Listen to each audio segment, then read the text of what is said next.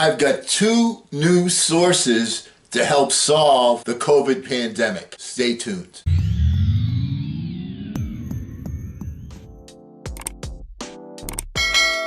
Hello again, everyone. I'm Eli's dad with Project Eli, where we educate, we lead, and we inspire. And I would like to inspire some thought, plant a seed, if you will, to solving our issues with this dreaded virus. And the first source I want to quote to you is from the Beatles, one of my favorite songs. So let me give it to you. We're going to get some help there, and then we're going to get some help from a pundit who died in 1973, whose name is Alan Watts. But let's start with the Beatles. Day after day, alone on a hill, the man with the foolish grin is keeping perfectly still. But nobody wants to know him. They can see that he's just a fool, and he never gives an answer. But the fool on the hill sees the sun going down, and the eyes in his head see the world spinning round. Well on the way, head in a cloud, the man of 1,000 voices, talking perfectly loud. But nobody ever hears him or the sound he appears to make, and he never seems to notice.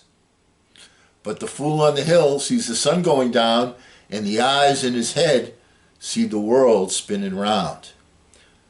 Is there a point here? You just like to quote music. All right, well, there is a point here, and here's the point.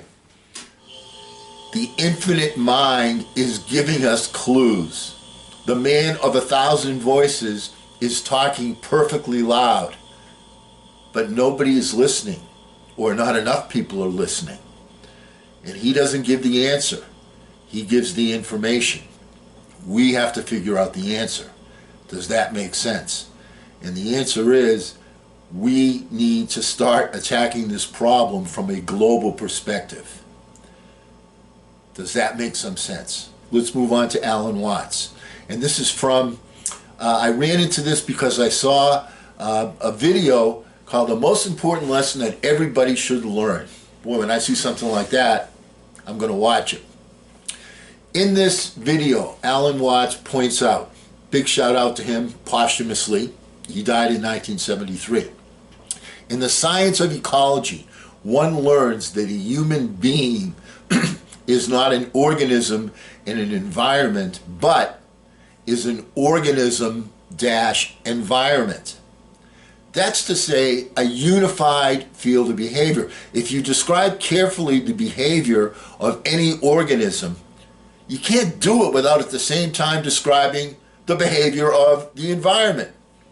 As an example, if I'm talking about Eli being in the 3rd grade and the teacher complaining that he's misbehaving, well, we have to take what he's doing in the context of his environment, the classroom. Does that make sense?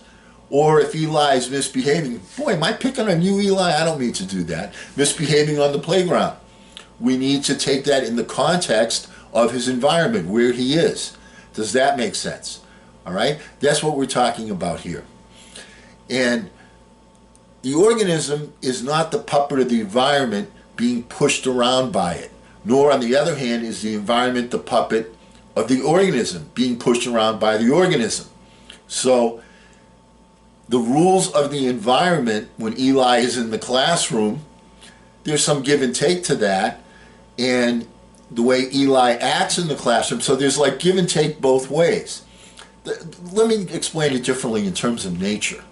Okay, we have thunder, electricity that comes to us in a natural form. Not much we can do about that. Sometimes it's very harmful, and most of the time it isn't. But the point is, once we harnessed that electricity, we were able to use that bit of nature to our advantage. So we were taking advantage of what nature was giving us, while at the same token, you know, you get struck by a bolt of lightning, it's not going to be a pretty sight. And that relationship between man and nature exists in terms of, you know, we try and, as an example, protect ourselves from earthquakes by building stronger buildings with better foundations, so on and so forth. And there's still going to be earthquakes, but we're looking to find a way to overcome them. You follow what I'm saying here? It's a relationship between two entities. There's nature and there's mankind. And the transaction is a situation kind of like buying and selling, in which there's no buying unless somebody sells, and there's no selling unless somebody buys. All right, so I mean, there's neither one is the ultimate master. I mean, there could be, on a short-term basis, there can be a victory for one side or the other, like nature can destroy in a flood, or somebody can light a fire, let's say in a forest, and destroy nature with a forest fire. But once again, these are temporary things, and there's a transactional relationship between those two entities. In nature, everything is connected, interwoven, subject to natural law. We cannot separate ourselves from that, no matter how hard we try. We need to treat the planet as a system. And up until now, we've operated more as if the world were made of separate parts. There's parts of the environment, there's parts of the economy, you get the idea. But everything is connected. You can't fix global warming with a PhD in thermodynamics. And that's a quote, by the way, from Neri Oxman. COVID-19 teaches us that we are all global citizens connected by a single virus that recognizes none of our natural or man-made diversity, not the color of our skin, not our passports, or the gods that we worship. That's a quote from Abiy Ahmed. My point is, we're getting these clues from the man of 1,000 voices, the infinite mind, and we're not listening carefully enough.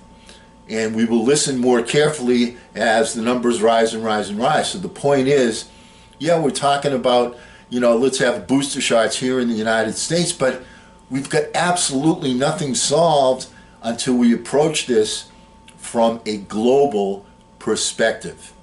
And I had suggested that a few weeks ago in one of these videos, and lo and behold, about 10 days after that, I see Biden going in front of the United Nations making kind of a similar plea. So I was kind of proud about that. To me, it's common sense. I feel like the fool on the hill looking down and seeing everything that's going on and seeing people not listening and not reacting.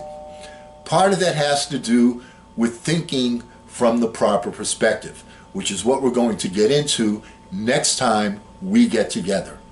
And until that time, don't ration your passion, fashion your passion. I'm Eli's dad.